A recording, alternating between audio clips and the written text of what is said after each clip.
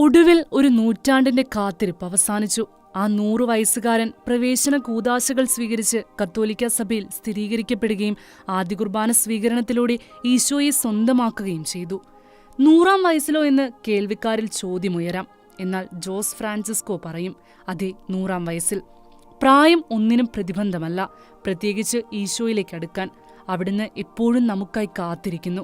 വികാരങ്ങൾ നിറഞ്ഞൊഴുകിയ ഒരു മനുഷ്യന്റെ ആഴമായ വിശ്വാസത്തിന്റെ അല്പം കണ്ണീരിൽ കുതിർന്ന സാക്ഷ്യത്തിനാണ് പോർച്ചുഗലിലെ ഏഡോസ് ഫ്രാങ്കോസ് പള്ളി സാക്ഷ്യം വഹിച്ചത്.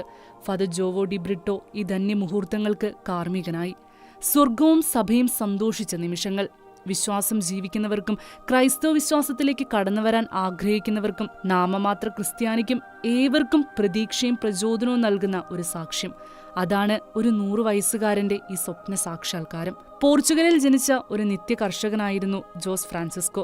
7 മക്കളുടെ പിതാവായ അദ്ദേഹം തന്റെ കാര്യത്തിൽ സംഭവിച്ച വീഴ്ച ഒരിക്കലും തന്റെ മക്കളുടെ കാര്യത്തിൽ ഉണ്ടാവാതിരിക്കാൻ ശ്രദ്ധിച്ചിരുന്നു. തന്റെ 7 മക്കളും ജ്ഞാനസ്നാനം എന്ന കൂദാശ സ്വീകരിച്ചു എന്നതിൽ അദ്ദേഹം ഉറപ്പുവരുത്തിയിരുന്നു. എന്നിരുന്നാലും ആ ആഗ്രഹം അദ്ദേഹത്തിന്റെ ഹൃദയത്തിൽ പതിറ്റാണ്ടുകളായി നിശബ്ദമായി ഉറങ്ങിക്കിടന്നു.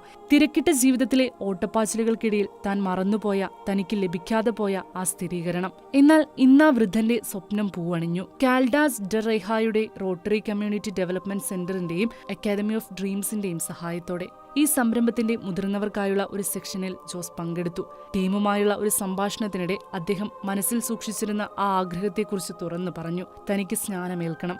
ഫാദർ ജോവോ സോബ്രായുടെയും ഫാദർ ജോവോ ഡിബ്രിട്ടോയുടെയും പിന്തുണയോടെ തന്റെ 100-ാം വയസ്സിൽ ജോസ് കൂദാശകളുടെ സ്ഥിരീകരണത്തിനായുള്ള തയ്യാറെടുപ്പുകൾ ആരംഭിച്ചു. പുരോഹിതൻ അദ്ദേഹത്തെ 2 തവണ നഴ്സിംഗ് ഹോമിൽ സന്ദർശിക്കുകയും വ്യക്തിപരമായി ഒരുക്കുകയും ചെയ്തു. ഒടുവിൽ നവംബർ 15-ന് ജോസ് ഫ്രാൻസിസ്കോ 3 കൂദാശകളും സ്വീകരിച്ചു. തന്റെ സ്വപ്നം സാക്ഷാത്കരിച്ചു.